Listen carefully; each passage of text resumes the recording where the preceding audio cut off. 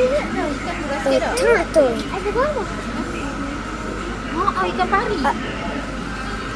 Tu ikan pari bawah tu ikan pari.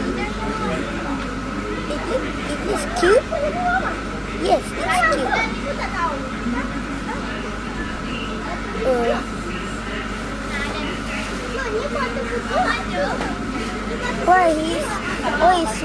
Why turtle swim like that? Never mind.